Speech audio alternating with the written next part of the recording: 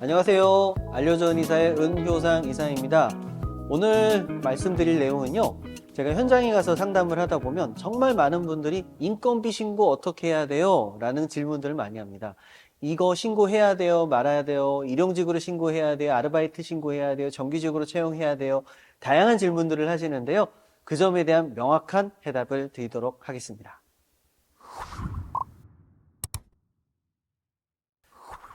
네, 우리 사장님들께서 사업을 하시게 되면 자연스럽게 고용이라는 것을 하셔야 되겠죠.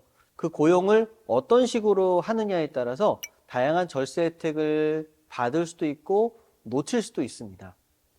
우리가 흔히 채용하는 방법들을 보시게 되면요. 프리랜서로 채용하시는 방법이 있어요. 수당 개념이죠. 3.3%를 떼는 사람들을 우리가 프리랜서라고 하는데 보험사라든가 학습지 교사라든가 영업직 수당을 받는 분들을 이렇게 3.3%를 합니다. 학원들에서도 이 3.3%를 많이 활용하기도 하는데요. 실제로 고용을 해서 근로자처럼 하지만 수당은 3.3%로 지급하는 겁니다. 그래서 강사료라든가 지급 수수료로 청구되는 분들을 3.3% 프리랜서라고 하는데요. 이것을 선호하시는 분들은요. 4대 보험에 대한 부담금 때문에 그렇게 하시는 분들이 계십니다. 실제로는 근로자성을 띠는데 서로의 편의를 위해서 3.3%만 떼는 거죠. 예를 들어서 200만 원이 급여인 사람이라고 생각하면요. 200만 원 가운데 프리랜서로 등록하게 되면 3.3%만 빼고 그러니까 6만 6천 원을 뺀 나머지 금액이 통장으로 들어가게 됩니다. 사업주 입장에서도 3.3%를 내가 원천세로 빼놨다가 납부하면 끝납니다. 그러니까 심플하죠. 근로자의 경우는 200만 원의 급여를 측정하게 되면 거기에서 뭘 빼죠? 4대 보험을 빼죠. 이것만 빼더라도 거의 10% 이상이 빠져나가죠. 국민연금이랑 의료보험이랑 고용산재까지 포함하면 10% 이상이 빠져나가게 되는데요. 또 절반은 사업주 부담이잖아요.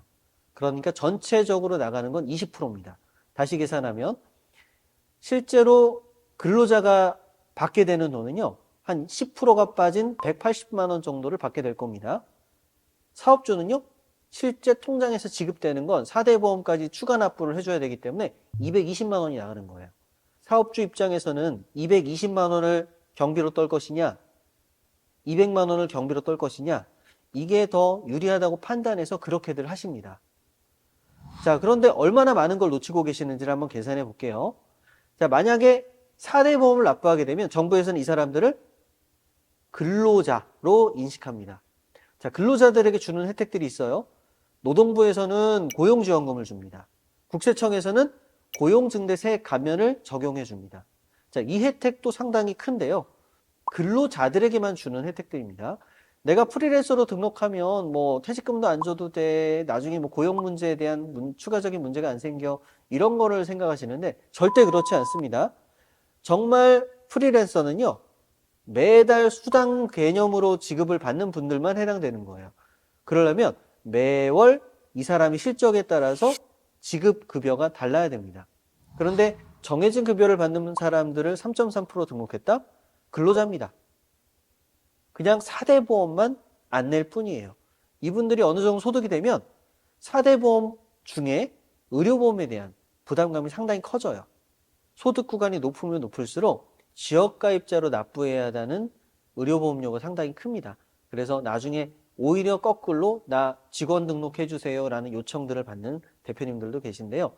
구분하실 점은 근로자성을 띠느냐 안 띠느냐에 따라서 달라질 수 있다. 물론 뭐 진짜 수당 개념으로 실적에 따라서 매월 급여가 다르다라고 한다면 뭐 인정받을 수 있습니다. 그렇지 않다면 근로자성을 띠기 때문에 퇴직급여도 챙겨줘야 되죠. 그 밖에 다른 수당들까지도 나중에 청구가 들어오게 됐을 때 특히 언제 그래요?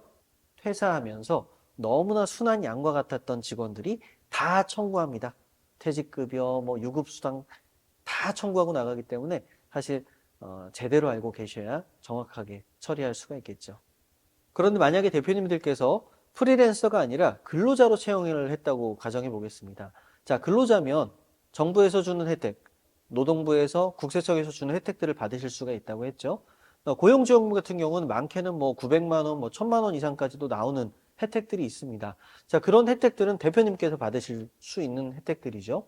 그래서 이런 혜택들은 플러스 알파, 가외 매출로 인식이 됩니다. 그러니까 이건 진짜 꽁돈이라고 할 수 있겠죠. 자격 조건에 해당되는 사람들을 잘만 뽑으시게 되면 정부에서 그냥 주는 돈들입니다. 물론 뭐 분기별로 나눠서 주긴 하지만 어쨌든 내 통장으로, 내 사업자 통장으로, 법인 통장으로 들어오는 돈들이기 때문에 이걸 놓치는 것은 사실 되게 아깝죠. 어차피 직원이라면요. 거기에 여러 가지 세액 감면 혜택들, 세액 공제 혜택들이 따라 붙는데요. 요 표 한번 보시죠. 네, 이것은 23년도부터 이제 적용되는 통합 고용세액 공제 신설된 내용인데요. 기존에 뭐 청년 고용한다, 장애인 고용한다, 경력 단절 여성 고용한다라고 했을 때 나눠져 있던 것들을 이제 통합으로 합쳐서 보여주고 있습니다. 자, 여기에 보시게 되면 지방의 경우 중소기업이고 청년을 한 명 채용했다. 그러면 1,550만 원의 세액 공제 혜택을 주겠다라고 되어 있는데요. 이것을 종합소득세 납부계산서의 내용을 보면서 비교해 보시죠. 자, 얼마 전에도 살펴보셨던 분일 수 있는데요. 여기 8억 9천 정도의 종합소득세 금액이 있고요. 소득공제가 250 있고 과세표준이 8억 9천에서 세율이 42% 적용받아서 산출세액이 3억 3,800인데요. 여기에 지금 세액공제가 130밖에 안 들어가 있죠. 만약에 이분이 이 청년을 고용을 했다. 그러면 이 세액공제 부분에 130이 아니라 플러스 1,550만 원이 추가가 되는 겁니다. 와우. 자, 1,550만 원이 들어감으로써 납부해야 될 세금이 1,550만 원이 줄어들었죠. 이것은 어떤 의미가 있냐면 다시 계산하면 1,550만 원 나누기 42% 하면 대략적으로 한 3,700만 원 정도 금액이 나오죠. 3,700만 원 정도의 경비를 넣는 효과가 나타나는 겁니다. 그러니까 직원 한 명을 뽑음으로써 그 직원에 대한 급여가 나갔죠. 그건 경비 처리가 이미 된 겁니다. 그런데 거기에 공제 감면 혜택으로 1,550만 원이 들어옴으로써 3,700만 원에 추가적으로 경비를 넣은 것과 같은 효과가 나타난 겁니다. 거기에다가 아까 얘기했던 고용지원금까지 받는다고 치면 그 혜택은 더 커지는 겁니다. 자, 그러니까 고용을 근로자로 했을 때, 프리랜서로 했을 때 상당히 큰 혜택의 차이가 있다라는 것을 좀 실감하실 겁니다. 어떻게 뽑으셔야 돼요?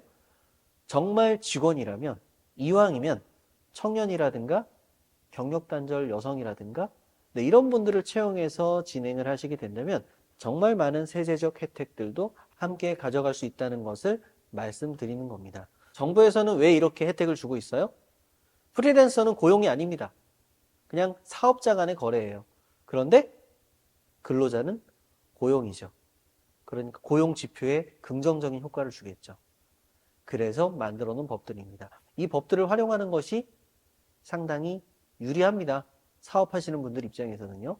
물론 나중에 뭐 거기에 대한 여러 가지 수당이라든가 근로자로서의 혜택, 복지 등등을 고려한다면 조금은 신중하게 계약직을 채용할지 정규직을 채용할지 고민하셔야겠지만 근로자성을 띈다라고 한다면 프리랜서보다는 무조건 근로자성을 띠는 게 좋다.